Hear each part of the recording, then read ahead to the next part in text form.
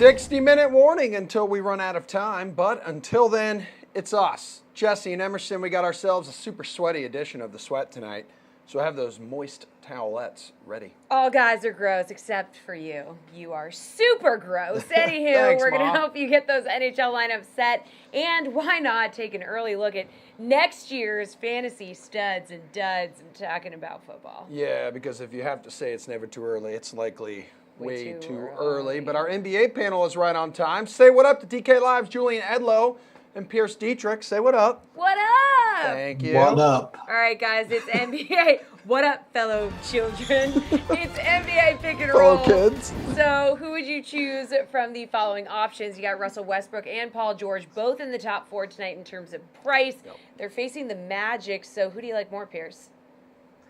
Well, if you watch the Celtics in Oklahoma City on Sunday, you saw all you need from Westbrook. I'm not a big fan of his. He's not as good of a player as people want you to believe. He can't shoot. He can't make threes. His rebounds are just insignificant. He gets assists because he touches the ball every play. Paul George is the better play. He's the guy that hits the threes, hits the shots, plays defense, gets the contested rebounds. Unfortunately, that doesn't matter. We're just looking for the guy that's going to stuff the stat sheet. And that's going to be Westbrook. He's going to touch the ball every possession for 35-plus minutes. He got 66 against Orlando. I imagine to get the same again. Julian, Pierce doesn't like it, but he's going with Westbrook. Do you agree? Yeah, well, I was getting ready to argue with Pierce here, and then he came around and admitted that, yeah, none of that matters. So that is why we're going with Westbrook. He has 6 straight triple-doubles. In 4 of those games, he's scored more than 66 DraftKings points, I believe. And this Orlando team, I think we talked about it on the show a couple of weeks ago, Westbrook just destroys the Magic. He had a great game against them earlier this season, and over the previous 3 seasons, he was averaging 79.5 DraftKings points when he faced the Orlando Magic. So something about playing Orlando, Russell Westbrook plays really well. He's been playing really well from a fantasy perspective of late, so just keep riding with him, even with his salary on the rise. Brandon Ingram and Josh Richardson both bring a $5,900 price tag with them. Who is your guy and why, Julian? I'm going with Brandon Ingram here. Obviously, the Lakers have a lot of rumors swirling around them right now, but if you just look at the Indiana side, the Pacers have been terrible since Victor Oladipo went down for the season. Miami could be in a little bit more slow-paced of a game out in Portland. If you look at Brandon Ingram's game log, he's been having a pretty consistent run and also has a pretty high ceiling, even with LeBron in the lineup. So Ingram, the only thing that scares you is LeBron coming back after resting on Saturday against the Warriors. But I still think it's a better spot for Ingram given the pace of play and the way that Miami's been with Richardson. Pierce, Ingram or Richardson, both same price. Richardson averaging 2 fantasy points per game more. Well, it's going to be neither for me, and there's nothing you can do about it. And you should be terrified that LeBron's coming back. We're used to Ingram playing without LeBron. He had about a 25% usage in the first game back. He only had a 15% usage, and that's about what we should expect from Brandon Ingram with LeBron James on the court. Maybe LeBron is a last-second scratch, but even if that's the case, I really wouldn't go near Brandon Ingram. The usage, it's just not going to be there with LeBron on the court. And then if you look at Richardson, it's the same thing. He's about a 15% usage. He has a decent matchup. He should be able to score on McCollum and Seth Curry, but he didn't in the first matchup. And you look at last year's matchups against C.J. McCollum, and he didn't do anything in those either. I don't want any of these guys. All right, well, Al Horford and Montrezl Harrell are also the same price tonight, $6,600. So who's the better play here, Pierce? I know some people don't like to project blowouts, but this thing's blowing out. The Cavs have nobody. They had nobody before, and now they have a thin lineup of nobodies. There's no way Al Horford plays north of 25 minutes. I know that every other Celtic is sitting this game out. Kyrie's not playing. Morris is not playing. I do not believe that they're going to need Horford out there. I would expect to see Daniel Tice on the court much more than I do Horford. And because of that, I can't go with it. Give me Harrell against – I know Cody Zeller's back, but still – they're on the first of a back-to-back night, so Cody's not going to play very many minutes. Biyombo, Marvin Williams, Willie Hernan-Gomez, those guys are not going to play well against Harrell. And if he comes off the bench, I think that's a better opportunity. He's probably going to get more usage off the bench and probably scoring in the fourth quarter. So give me Harrell. Julian, where are you going? Yeah, I agree. With the injuries that the Celtics have, Kyrie Irving, Marcus Morris, there are just better places to take advantage of that. Terry Rozier, Jaylen Brown, Jason Tatum, Daniel Tice, who Pierce mentioned. So Horford, not necessarily the guy that's gonna see the usage here or see the minutes. So I think Harrell is the better play against Charlotte. But kind of like Pierce, I'm not really interested in either of these guys, like he said about Richardson and Ingram. I would rather take the value in a guy like Tice and use some of that money to be able to get myself Westbrook, who we talked about right off the top. So I just think at center, we're either paying up for somebody or looking for some extreme value and not really targeting this mid-tier price range. All right, $500 difference between Blake Griffin and Andre Drummond tonight against the Knicks. Which one is going off, Jules? Yeah, so I will go with Griffin here at $8,800. He's pretty cheap.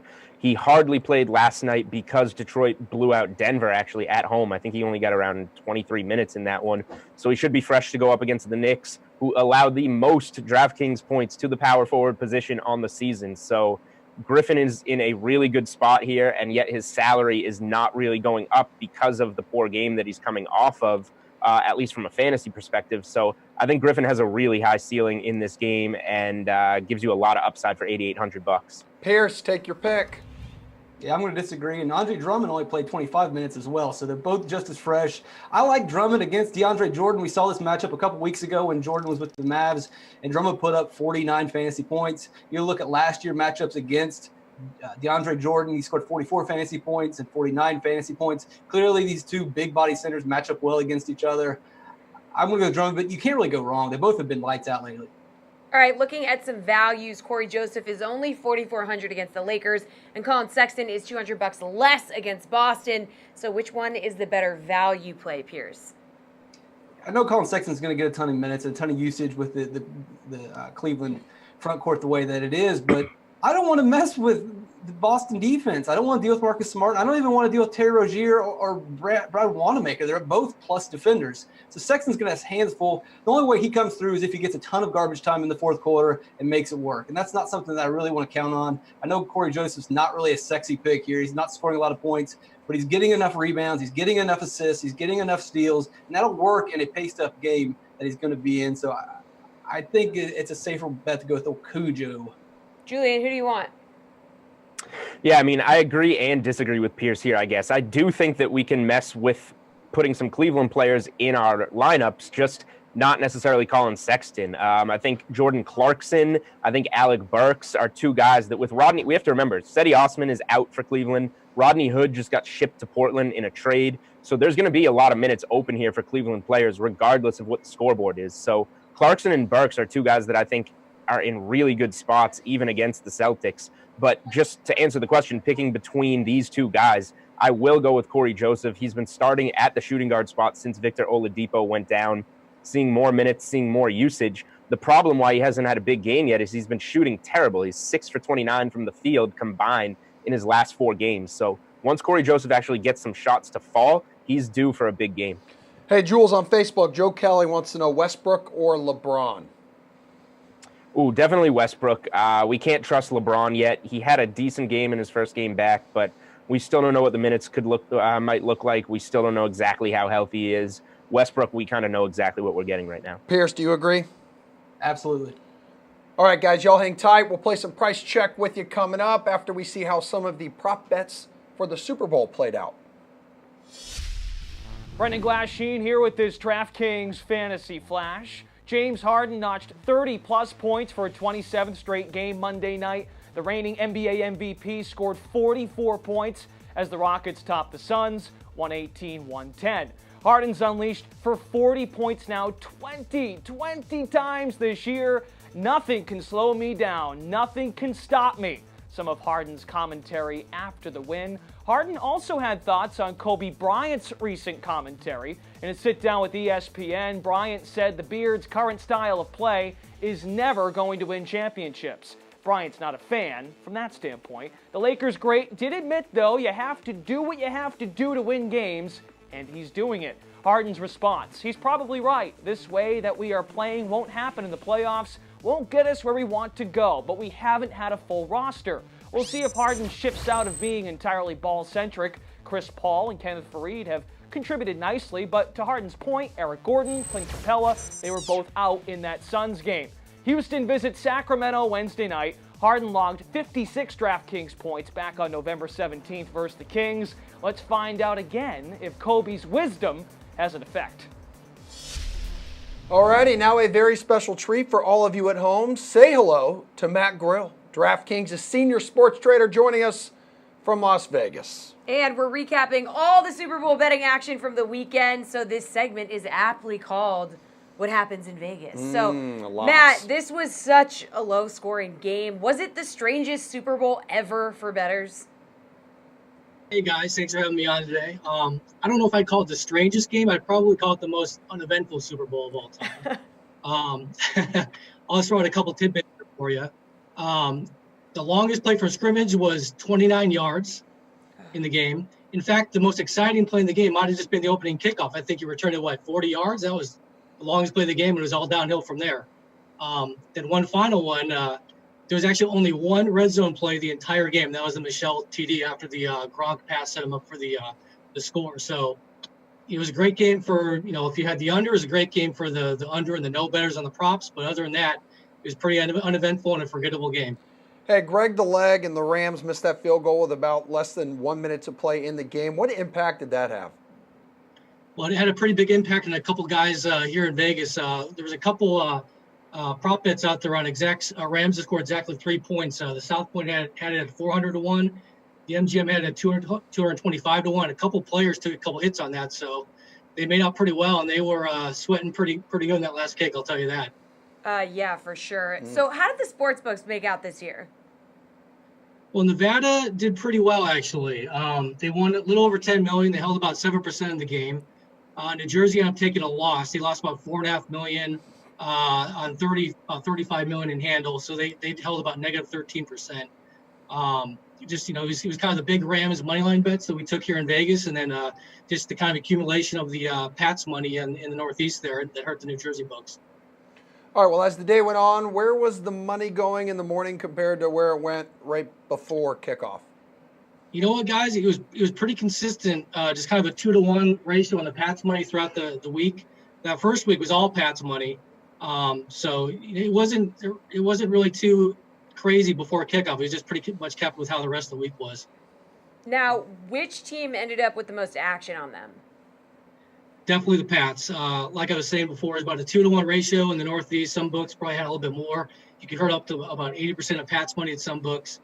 Vegas was more evened out because of BetterX had over $3 million on the Rams money line, so that evened it out here.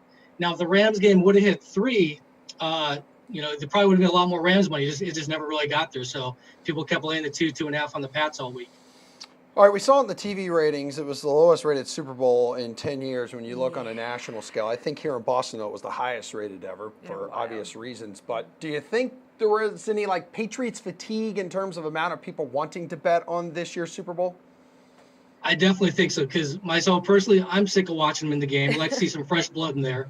And you might have had a lot of people that tuned out at halftime. They said this game is boring, and the halftime show was in the gray, and they shut it off. So that could have been part of the ratings.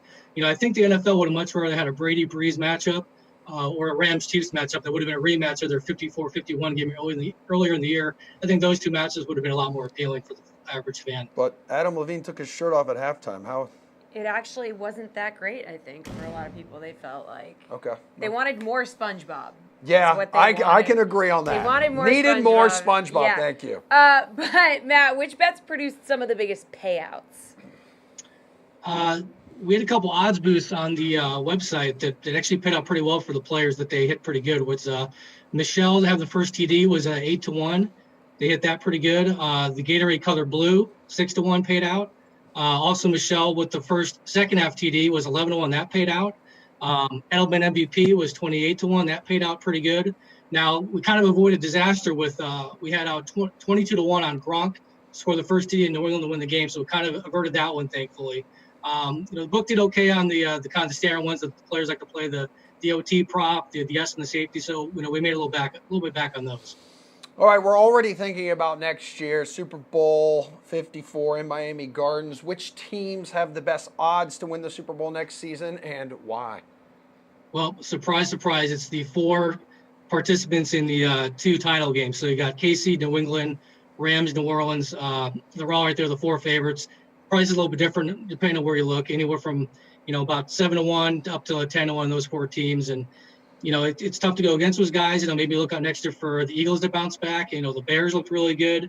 A lot of people like Cleveland. I mean, I don't see it. Everyone loves Mayfield. They're down to 21 at some spots. I look for a better price if you're going to bet the Browns. Look for them 30, 35 to 1. Don't sleep on those Jaguars. That's what I've been told. You homer. Matt, thanks for giving us the scoop straight from Vegas. Matt. We really appreciate it. You got it, guys. Thanks for having me on. Now, all of you watching from home, NHL Talk is next.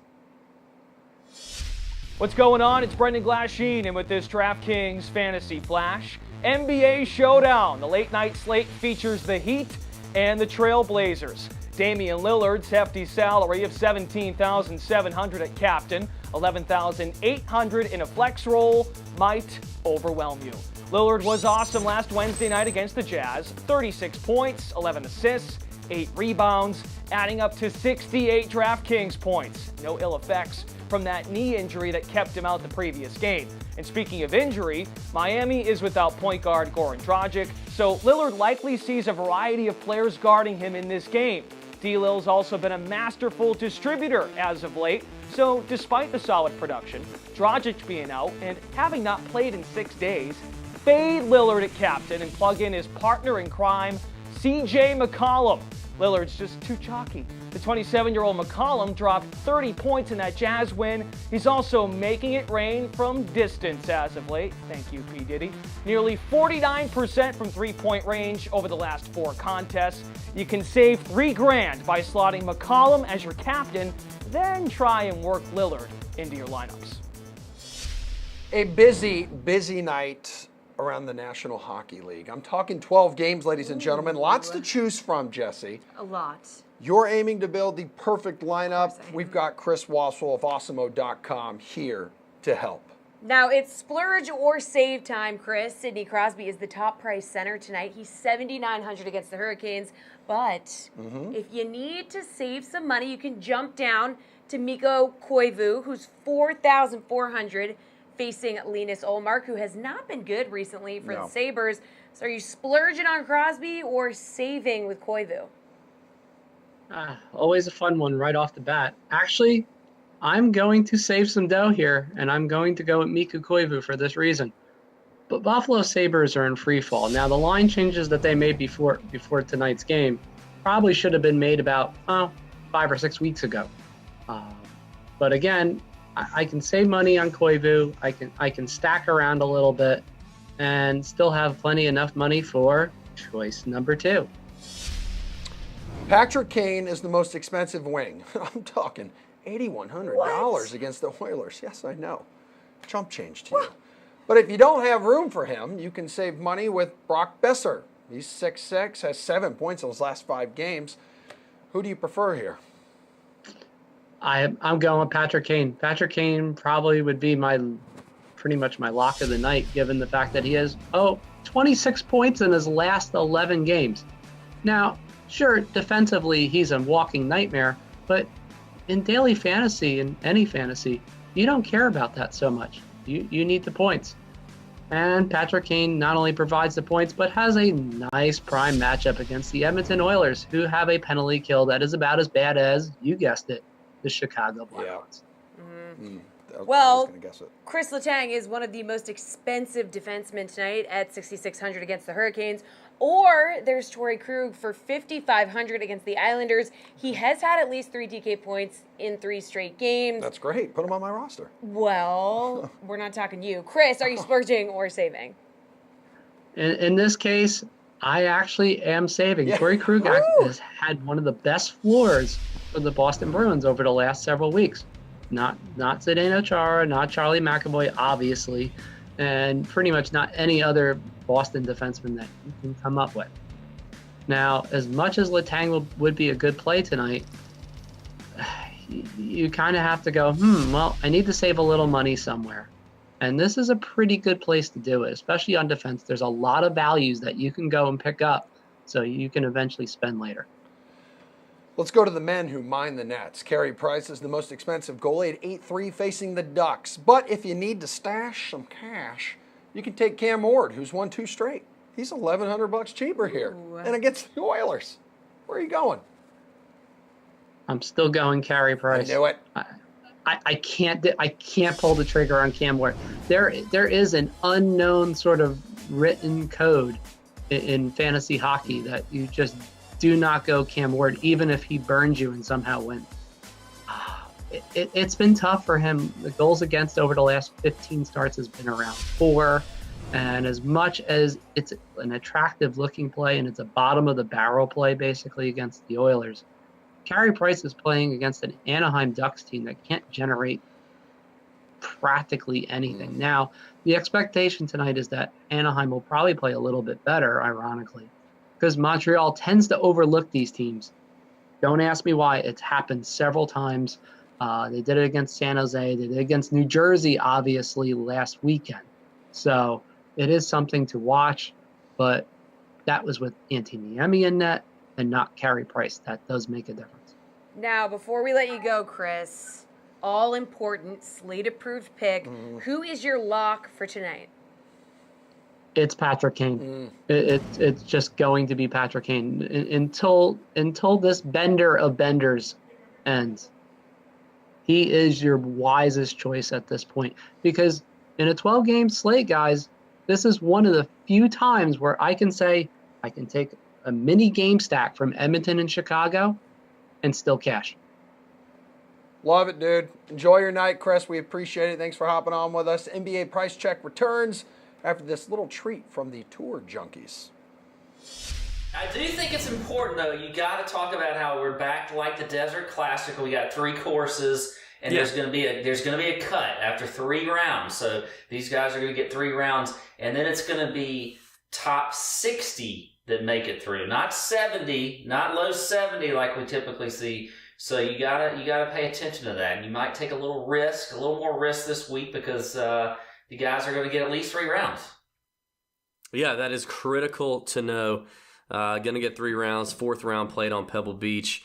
3 different golf courses, like Pat said. They're all pretty short. It's a pro-am format. These guys are playing with celebrities, musicians, rich people, Larry the Cable Guys, Alfonso Ribeiro's, Tony Romo's, Aaron Rodgers.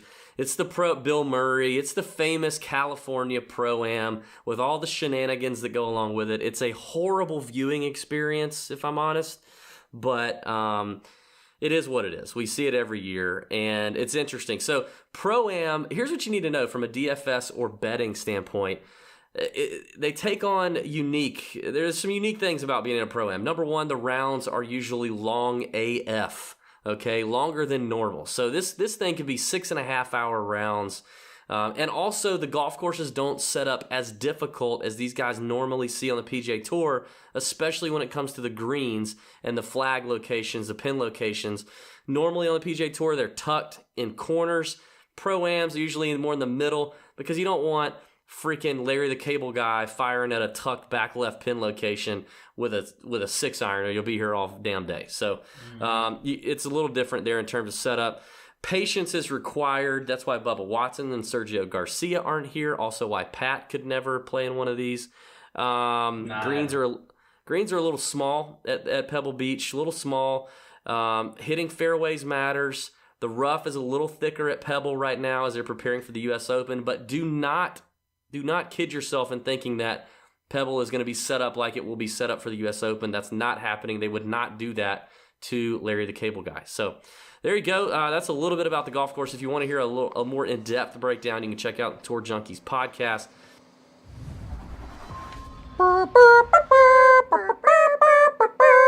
Our NBA panel is back. That is a DK News alert. Why? Because now there are reports out there that Memphis is in strong talks to move franchise star Marc Gasol to Charlotte. The league sources are telling The Athletic. So, before we get the price check, Jules, let's punch these guys up. Julian, I'd like to know what your thoughts are first off on a potential move here, Gasol to Charlotte, and the fantasy impact here. Yeah, well, we need to see who is involved from a Charlotte perspective in this deal going back to Memphis. But the fantasy outlook is that, Memphis is doing exactly what they said they were going to do. They haven't been playing as well as they wanted to this year. the West is loaded, and Conley and Gasol just aren't getting it done anymore. So with Gasol moving on potentially here, we're gonna need to see who comes back to Memphis in terms of front court players, because a big role is going to open up. The main beneficiary here has to be Jaren Jackson Jr., the number 4 overall pick by Memphis this past summer. He's a guy that they really see in their future. So Memphis is most likely going to feature him in a larger role, a go-to role. And then, there'll be some trickle-down effect with guys like JaMychal Green maybe getting more minutes. But again, we need to see if any guys that will maybe take some of Gasol's minutes would be coming back from Charlotte in this potential deal. All right. From a Charlotte perspective, Gasol will jump in there and probably get a big role, see a fantasy boost playing in the pick and roll with Kemba Walker. Okay, cool. Do you also agree here, Pierce? What do you think the fantasy outlook is? By the way, Marc Gasol's not playing tonight, so do not roster him, ladies and gentlemen. Yeah, that's huge. Gasol's out. I think Noah is out. I think JaMychal Green was already out. That means Jaren Jackson will be huge tonight. And then you got a bunch of just basic bottom-of-the-line guys you can throw in for Memphis if you want to go that route. Mike Conley's usage should be through the roof, which is good. We'll talk about him later. But then you got to flip over to the other side. Karl-Anthony Towns will probably just eat these guys alive. This is bad news. And then, like Julian mentioned, what's happening in Charlotte? And so we find out who's out in Charlotte, and that's going to affect the other side of the game there. We just kind of got to wait and see these starting lineups. All right, now that we've gotten your take on this breaking news, let's head over and do some price check. Sounds good for to me, tonight. kid. Back to Let's our go. regularly scheduled programming. So LeBron James had an impressive return to the court last Thursday. He hasn't played since, though. So do you see him being worth 10-7 against the Pacers tonight, Julian? I know we were all a little bullish on him earlier. Mm-hmm. Yeah, we talked about him earlier in the show, and it's just a really risky spot to roster LeBron. He did, however, have 57 DK points in his first game back against the Clippers, although that game did go to overtime, so a little bit of extra time to produce. There's just better plays on this slate. There's more consistent plays. There's higher floor plays. But that said, there's not that many targets outside of, Westbrook, Embiid, Simmons. So if you really want to differentiate yourself in a GPP, this is the time that you'll probably get LeBron at his lowest ownership, just because people are so down on him on the injury, the matchup. So that's all I would say. If you want to get low ownership on LeBron, you can, but Embiid and Westbrook make for much stronger plays. Pierce, you don't want to roster LeBron. Mm-mm. He's fine, and you can get the lower ownership, and that's great, but lower ownership doesn't really mean anything unless he goes for 70 points, and then at the same time, you need Westbrook to not have a good game, or Joel Embiid, who should crush, not have a good game, or Karl-Anthony Towns, who now is on the radar, not have a good game, or Paul George, not have a good game. And there's the big question mark of how many minutes is he going to play? Is he going to play a full game? Could he be a last-minute scratch? We've seen that already a couple days ago. I don't see it being worth the risk on this slate. Hey, Pierce, Kawhi Leonard's at his cheapest price in a month, $9,300 against the Sixers in Philly. Does this price land him on your roster? Probably not. The pace is good, but here's a narrative, and this is an honest narrative. I know the NBA, these things are true. So Kyle Lowry is from North Philly. This is a hometown game. When he goes to Philly, it's a big deal. I listened to a podcast earlier today, and Kyle Lowry was talking about how the air in Philadelphia is just different. I don't know if that's a good thing or a bad thing. I think he believes it's a good thing. There's no way that could be the case. But if you look at Kyle Lowry when he's at home in Philadelphia, he doesn't really have big games, but his usage is through the roof. Now, some people are going to look at the last matchup with Kawhi Leonard against Philadelphia. Jimmy Butler did play defense against him, and he had a great game. But in that game, Kyle Lowry only had a 15% usage rate. We're going to see much closer to 25 to 30%, and that's going to cut into Kawhi's numbers. I don't think you're going to see a 60-point game from Kawhi Leonard. Hey, Jules, how intriguing is this price to you? And you think it could be pretty intriguing for a lot of people playing DFS tonight, so to a point where he's almost maybe a little too chalky? No, Kawhi Leonard will not be chalky on this slate. Kind of the same strategy as LeBron here, because going into the day, we were assuming that Kyle Lowry was going to be out with a back injury that he sat out with on Sunday. And then apparently this air in Philly healed him well, because now he says he's playing in his hometown where he attended Villanova. So Kyle Lowry clearly really wants to play in this game. And that makes Kawhi Leonard much more difficult to roster, just in terms of a usage standpoint. His production probably won't be as high. So the price might be intriguing, but Kawhi is nothing more than a pivot play in this game, even with the highest total on the slate.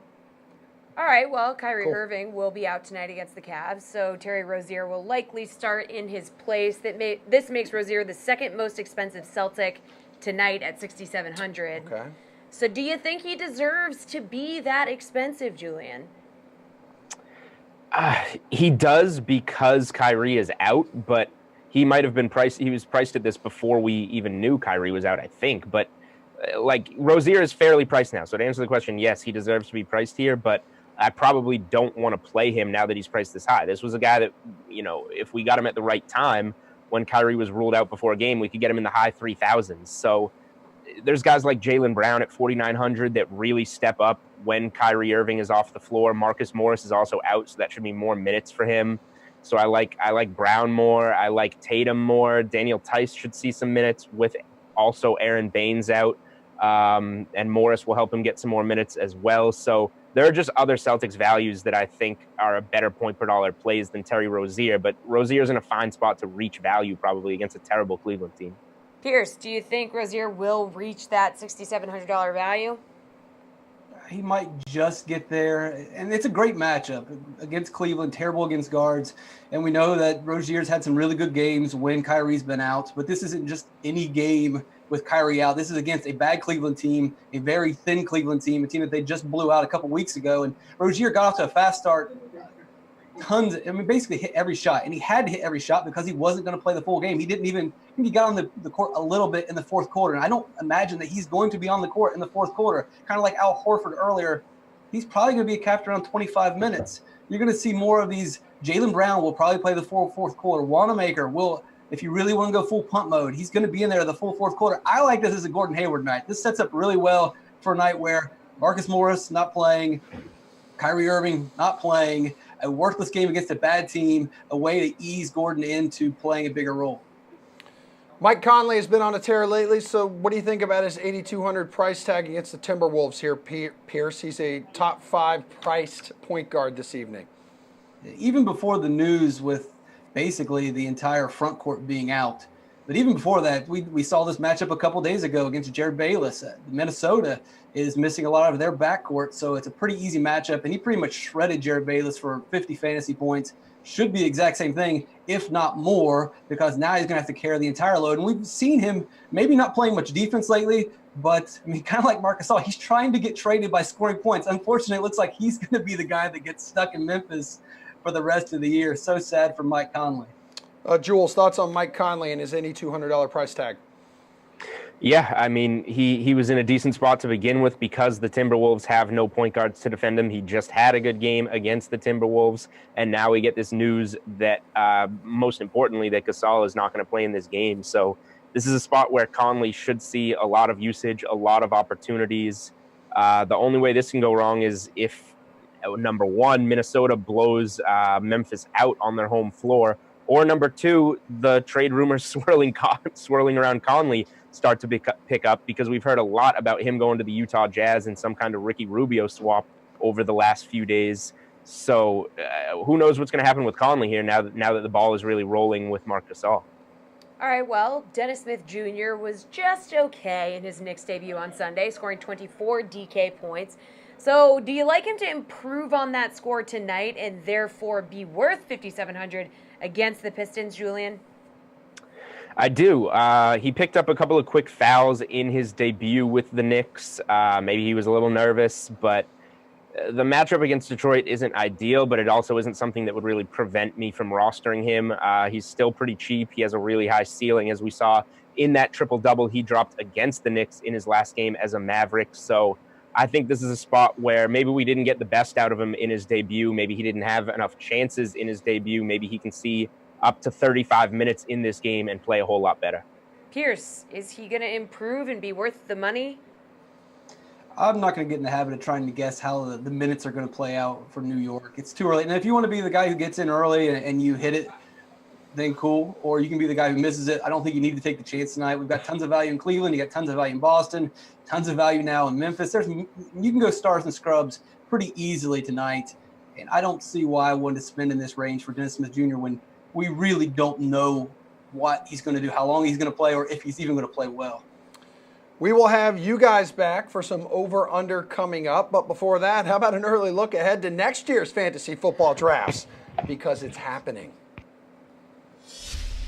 Hey, it's Brendan Glasheen in with this DraftKings Fantasy Flash. The latest on Anthony Davis. The Pelicans aren't flinching. Per ESPN's Adrian Wojnarowski, the Pels are waiting on Magic Johnson and the Lakers to overwhelm them with an historic haul of draft picks. Woj says that means LA offers 4 first-round and second-round picks are part of a Davis package. New Orleans wants to be compensated, perhaps even overcompensated, to even consider a deal with the Lakers. There is a team in the association with some attractive draft capital, the Celtics. While reports say the Brow would not sign long-term in Boston, Woj also notes C's GM Danny Ainge has encouraged the Pelicans to wait until the offseason to negotiate a Davis trade. The Celts remain determined to try and partner AD with Kyrie Irving, but they plan to pursue Davis regardless of Irving's free agency plans. Those have been murky. We've also heard rumblings Nola is extremely high on Jason Tatum,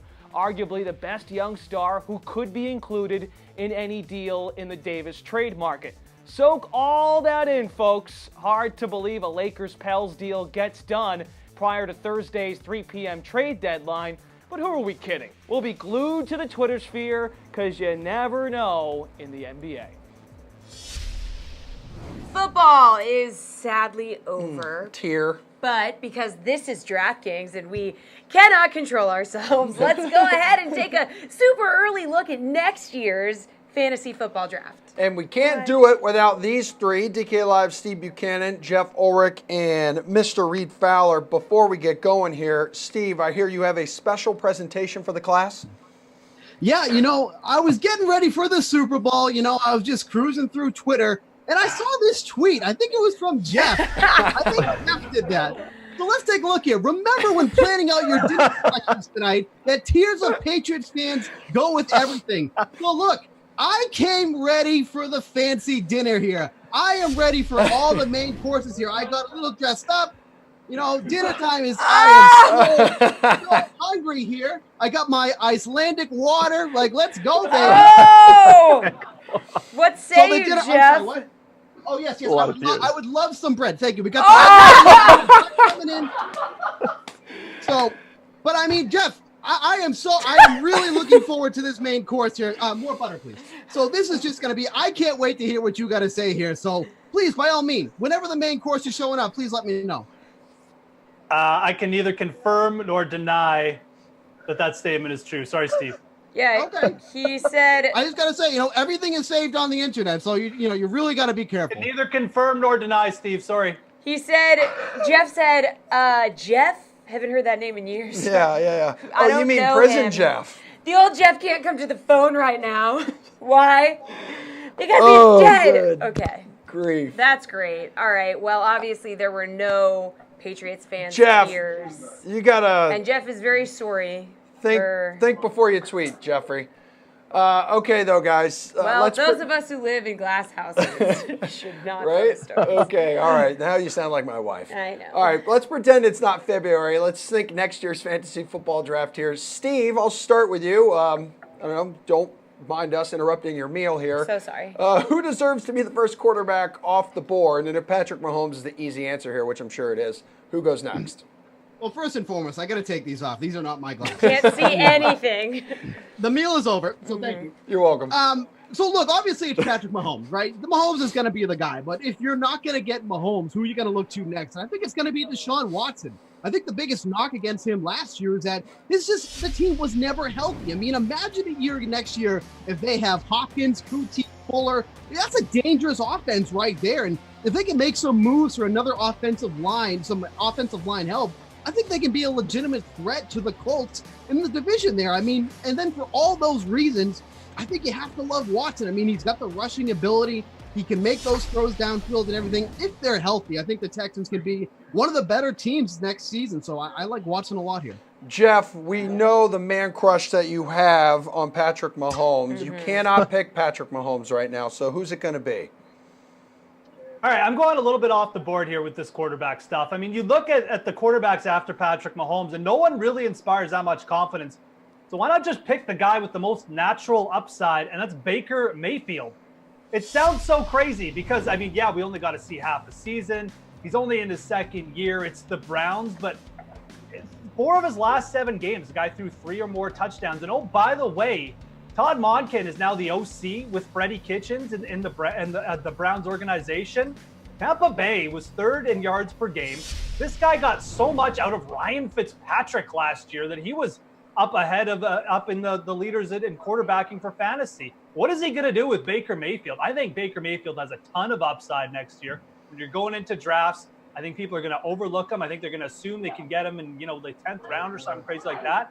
This is a guy I'd want to pick early. I would not be shocked if he is the second highest scoring quarterback next year behind Mahomes. Reed, another AFC South quarterback not named Blake Bortles? Wait, so let me get this straight. Solitary confinement has screwed up with Jack. You're taking Baker Mayfield second over Rodgers, Luck, Watson, Wilson. I mean, that you got to be out of your mind to think that he's not having a good 48 hours, okay? It's a bit That's of true. rough. He only gets 1 hour of sunlight. Go in the draft last year. Yes, I get that. All those quarterbacks. But you're picking him second. Let's just mark the tape that Jeff's picking Baker Mayfield second. And draft people based on what they did 5 years ago, Reed, in a different league, that's fine. I'm drafting for upside. Again, you're thinking that Baker Mayfield is the same as Patrick Mahomes as well next year. They're nowhere even close. I like him a lot, but you're talking about the Tampa Bay offensive coordinator now going to the Browns, who celebrated their 3rd place finish in the division, thinking that he's the second best quarterback in the league. I don't think so. I like it. I like that pick. I appreciate it. But for me, it's going to be Andrew Luck. I mean, obviously this guy, you're talking about health, talking about where he came from to where he is now. And if you just look historically at quarterbacks, getting these guys early is tough, right? If we look back to 2015, Rodgers and Peyton Manning, first QBs taken, it was Cam Newton, Russell Wilson, and Tom Brady who were the top quarterbacks. So taking quarterbacks super early is tough. But if you look at Andrew Luck, where he gets usually picked up in terms of ADP and where he performs, he's a guy that always throws a ball. And what you love about his position next year is he's coming in as healthy as he's been over the last probably 2 or 3 years and with the best offensive line. I get it, especially with Deshaun Watson, getting those guys healthy and all those receivers in that running game. The only thing that scares me a little bit is they run the ball a ton. They ran it a lot last year. I think, especially if, depending on free agency, where these running backs go, that if Houston picks up a running back outside of offensive line, which is their first need, that scares me a little bit. Andrew Luck, these guys, they pass it a ton. So I just like him in terms of his upside and just the ability and the volume that he comes in with. So Baker Mayfield. About Andrew Luck, Reed? What's that? You know what scares me about Andrew Luck? Oh, please, indulge. He can't throw it longer than 30 yards anymore. So you better hope he gets a new arm. Okay, we'll see. We'll see who's better, Baker or Andrew Luck next year. By the way, guys, the tape has been officially marked for that been officially scorching hot take of yours there, Jeff, we need more hot takes from you. So who should be the first running back taken? I really don't have a hot take for running back because you just can't really have one at this point. But I'm going to go Zeke Elliott. Look, the other people the guys are going to mention are fine picks too. But I'll take Zeke mainly for the steadiness and also the fact that he's going to get a full season playing in an offense with Amari Cooper. That Dallas offense was much more efficient with Cooper. Some might say it'll take away from him. I don't really see that. Zeke put up career best PPR numbers last year. Again, with the Dallas offense going, we know it's going to be a 3-man show. There's issues with Saquon Barkley and the Giants. What if they decide to actually throw Evan Ingram the ball more than twice a game? Stuff like that. What if they decide to just not throw Saquon Barkley like 100 passes every game? I don't see that happening with Zeke because it's him, Zeke, Amari, Dak. That's it. That's the offense. So I like Zeke Elliott for the top pick right now. Again, I think it's really close between him, Saquon, and McCaffrey. Reed, you are taking one of the people that Jeff just mentioned. Yeah. Christian McCaffrey for me is the top pick. Like, I mean, with Cam Newton, that scares you, right? The health of the quarterback and what we kind of saw with David Johnson. Not the same thing. It's comparing apples to oranges. But if the defense is just load the box, that scares you a little bit. But his usage and snap share, receiving yards, reception, number 1. Number 2 in drop rate. And you can go. The list goes on and on with this guy's talent. What we loved about Christian McCaffrey is that he always had the talent, but the usage was never there. And you saw that last year. Again, remains to be seen how they use them and how Carolina uses him. But number 2 in offensive DVOA, Carolina Panthers were. So even with Cam Newton out, I still think you got to feature one of these guys. Christian McCaffrey, to me, is a safe bet as that top running back. Steve, you're going to go with Saquon. Yeah, I mean, how is it not Saquon Barkley? I mean, look, maybe if you play in like a non-PPR league, you have a reason not to, but you're probably also the person that when I text, I get a text back from you, the bubble is green, so you're on like this crappy phone. Who plays in non-PPR leagues nowadays? I mean, but look, even when he's just rushing, so we're taking him just for the rushing, this is someone who averaged 81, almost 81 and a half yards per game, 16 rushes per game, so he's still getting it done on the ground as well. But for us normal people who play in PPR leagues, he's a monster in that aspect. So you're getting the best of both worlds there with Barkley. You know he's going to be part of that offense, a huge part of that offense again next year, depending on whatever goes on with quarterback there. So it's got to be Barkley for me. Thanks, Steve. There goes our Samsung sponsorship. Appreciate it. No. I'm with them. There's nothing more annoying than me in a group chat, and one person doesn't have an iPhone. Anywho. Are you looking at me? I have an iPhone. First world problems. I have an iPhone. Okay, Nokia. Sure you do, Jesse. Sure you do. Hey, be quiet, dude. You need a quarter to make a call, Prison Jeff. All right, what about who you think should be the top wide receiver, Reed? Yeah, it's going to be DeAndre Hopkins. I think Steve made a really good point, especially with Houston and Deshaun Watson. Again, we saw that connection early on this season, but it's just in terms of what he's able to do, we've seen him be quote-unquote quarterback proof, and they don't need to worry about that anymore. But fourth in targets and a 33% target share, that was number one amongst wide receivers, fourth in red zone receiving. This guy is 26, 27 years old. He's gotten out on his contract at 2020. So again, that doesn't press up against where you draft this guy, in terms of your fantasy draft, but the talent's always been there, right? Fantasy point wise, target share has always been there. He's a safe pick. You can, the guys that we're gonna mention, you can really, pick and choose in this carousel of top receivers, but the floor is so safe with DeAndre Hopkins, so he'd be my top receiver. All right, what direction are you going, Steve? Yeah, it's going to be Devontae Adams, and probably realistically, he might be the third or fourth that's going to go off the board in the majority of drafts. But here's the reason why I like Adams. I mean, you expect Aaron Rodgers to be a lot healthier than he was last season. You expect them to be more, better with the coaching and all that. And this is someone who's coming off of 111 catches last year, 13 touchdowns. And at least as of right now, as it stands, he's only the real legitimate offense they have right now. And that can also be a good thing or a bad thing, depending on how you want to look at it. But he's the guy in that Green Bay offense. He's going to continue to be that guy. Rodgers trusts him in the red zone. He's just that guy right now. I mean, I think he could easily top his reception rate from last season or this season at that. So I just think that Adams is the guy. It could be a number of different guys, but I just really like him for next year. Jeff, who's the top wide receiver on your list? Yeah, it's another vote for DeAndre Hopkins for me. I almost went with Devontae Adams too, though. I mean, I think there's just a lot of potential for a big bounce back season for Aaron Rodgers, so I can't say anything bad about that. But you look at DeAndre Hopkins, and you just look at the Houston offense. What is really going to change? And Reed kind of alluded to this. For them to get a real running game going, I think they'd A, have to draft a better running back, B, fix their entire offensive line. Probably not going to happen in the offseason. Then you just look at their receiving options, and yeah, they got Kute, who's more of a slot guy. But even if Fuller does come back at full speed, DeAndre Hopkins has been completely fine and sometimes even more productive with Fuller in the lineup. So I just don't know how it can't be DeAndre Hopkins right now. Things could change, obviously, as we get to training camp. But as far as number one, I mean, it used to be death taxes and Antonio Brown. Now it's death taxes and DeAndre Hopkins for me. Ooh, I like that one-liner. All right, who would you take first at tight end, Steve?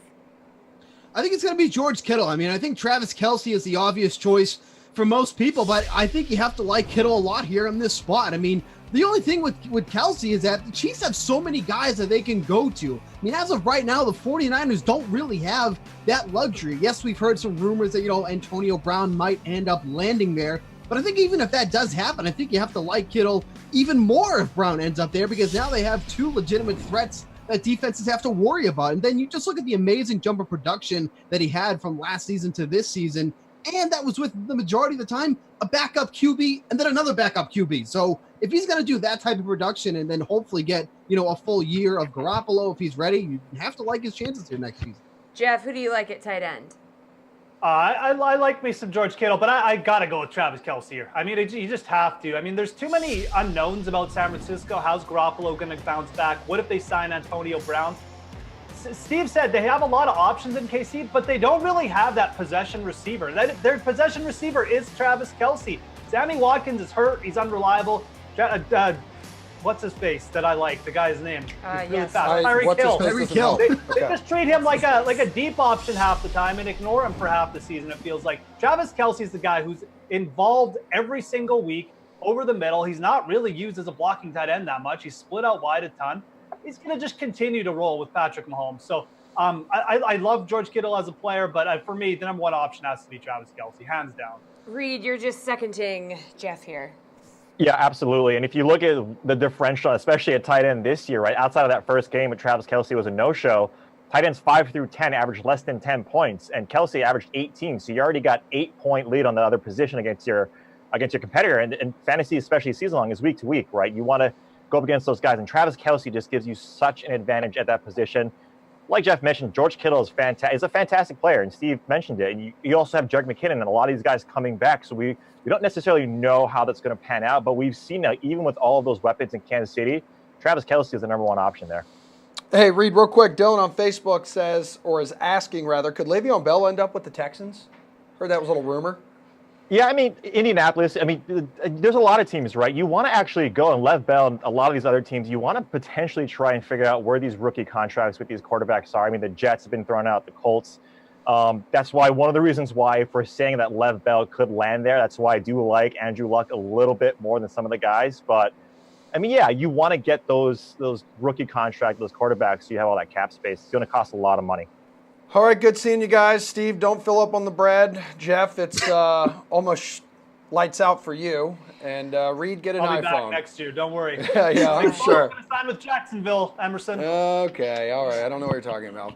Okay, NBA over-under will be on your screen after Pat Mayo hooks it up with some top plays and sleepers at Pebble Beach. Chalk at the top end is better than chalk at the sleeper end, only because those guys are supremely talented. That you can find your leverage, but a chalky Ricky Fowler is much better than a chalky Joel Damon when it comes down to it. So above $10,000 for this week.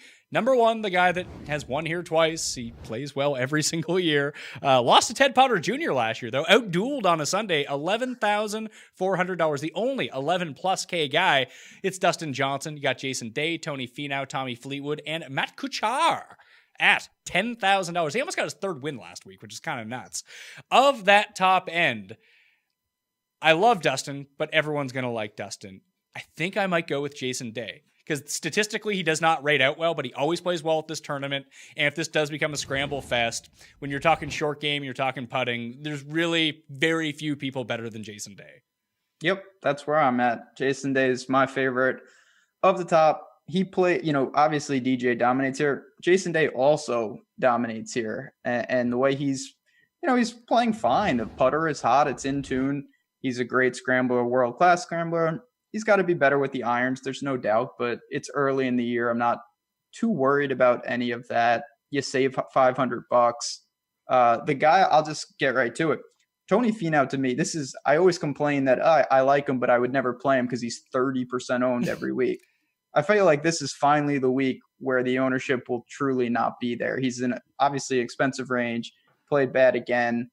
At Farmers, he obviously just doesn't, or Waste Management, he just doesn't like that course. Do you think we see like an actual ownership dip with him, unlike we've seen it in a long time since he's been on this run? I do. I don't think it's going to be like nothing, but I think where Dustin Johnson is so expensive that building a lineup with starting with Dustin and then going to Finau is too scary with the rest of the way that your roster would look, that people just will overlook him. I think that starting your team with Finau is kind of smart. In my last 24 round modeling based on my key stats, Finau actually rates out number one ahead of Dustin Johnson. Yeah, I mean, I've, like I said, I guess I've assumed a Finau hater role, which is what it is. I just really haven't found many spots where I could get leverage. This is a week where, depending on ownership, I agree, we're going to have to monitor. I'll definitely have some interest there. I don't mind starting with him. But overall, to me, it would be Jason Day when you factor in everything. DJ, I don't really worry about the Saudi Arabia jet lag thing, but it's not great. It's not the perfect ideal situation. But he is the most expensive. He's going to be very popular, and for good reason, of course.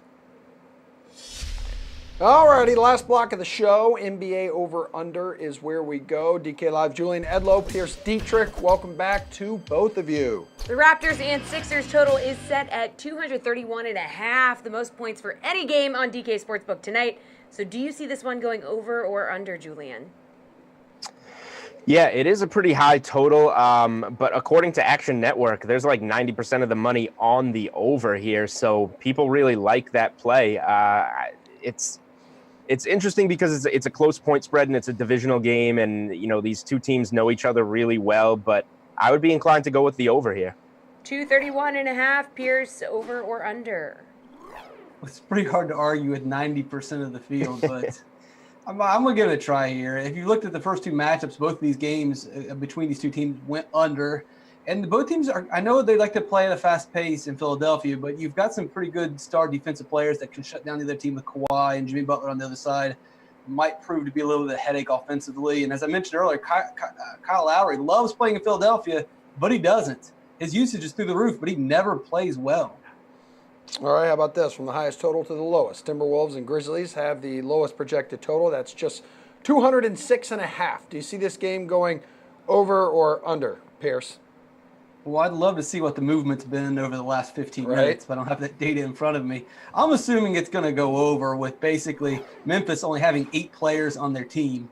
So, I mean, it's going to be hard for Memphis to score, but it shouldn't be much of a problem for Minnesota to pile on them and to get plenty of garbage points. So give me the over. Jules, what do you think? And does the impact of a Marc Gasol potential trade here, does that change your opinion at all? I mean, it has to impact this game in some way. Look, 74% of the money per Action Network is on the over here, but that's, doesn't necessarily reflect the news that we've gotten throughout this show with all those Memphis inactives. These two teams played very recently. It was a 97-99 game, and now we've got like the whole Memphis front court out. So it's really tough to argue that there's going to be a lot of points in this game. It could be a real ugly one. So I think I'm going to lean towards the under here. Excellent. All right, well, the Thunder host the Magic tonight. Will this game go over or under 223.5, Julian? Yeah, so this is another tough one, I think. But the way that OKC has been playing lately, their pace, and the way that Westbrook, as we talked about earlier in the show, Westbrook just goes off against Orlando generally. I like him to keep a fast pace in this game. He has 6 straight triple-doubles. I think he's going to be up and down the floor in this one. So I think I'm going to lean with the over in this one. Pierce, over or under 223.5? I'll go with the over as well. Westbrook's been playing at a breakneck pace, and he basically cost his team a game on Sunday. I got to imagine that he's going to come out and try to prove that he didn't cost the game. But the guy didn't know if you miss a free throw and don't hit the rim that it doesn't count. How does he not know that as a professional basketball player? How does he not know that's a dead ball? I don't know. You have to ask him, Pierce. I can't answer for him. The Pistons and Knicks have a low total, 207.5. Are you going over or under on this one? We'll start with you, Pierce. I'll go under. These teams are both pretty slow, and I still don't know what to expect from the Knicks. I really wouldn't even want to go near this one, but if I'm leaning anyway, it's going to be under. Jules, you leaning under as well? Yeah, I am, but I mean, Pierce really got this one right. You probably don't want to be touching Pistons-Knicks games this time of year, especially with the Pistons on the second night of a back-to-back, especially with the Knicks figuring out their rotation following a trade. Like, this is really a tough game to get a feel on, but these two teams are not very good, and there's reason to lean towards the under here at least. And the Heat and Blazers total is 211.5. So where do you stand here, Julian? Yeah, I think this one is a little too high. These are generally two slower paced teams, particularly Miami. So I'm going to go with the under here. I know we're taking a lot of unders tonight in what's been a high-scoring NBA season, but the way that this game, kind of shakes out in terms of the numbers, I think it's going to be a slower-paced game. Pierce, what do you think? 211.5. Yeah, I'll take the under as well. And we can have a pretty decent idea of where the points will come from the Blazers, but the Heat are a very slow team, and I just don't see where the points are going to come from if Hassan Whiteside's only playing 20 minutes like normal. Is Kelly Olynyk going to push this thing over the number? I wouldn't take that bet. Kelly, the clinic, Olynyk. 45 seconds, slate-approved pick time. Who's your lock play of this entire NBA 8-game slate? Pierce. Well, it's cheating, but jam a bunch of Memphis players into your lineup. They're all cheap. They only have 8 players. They're going to get a ton of minutes regardless of the game script. They're all pretty safe to hit 6x or higher. That's not cheating. That's being creative. Julian. It was going to be Jaylen Brown, and I still love him, but with the Memphis news specifically, it'll be Jaren Jackson Jr.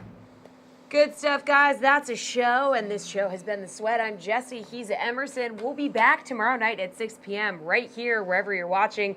Download the DK Live app. You should watch from there, but we'll see you at 6 tomorrow.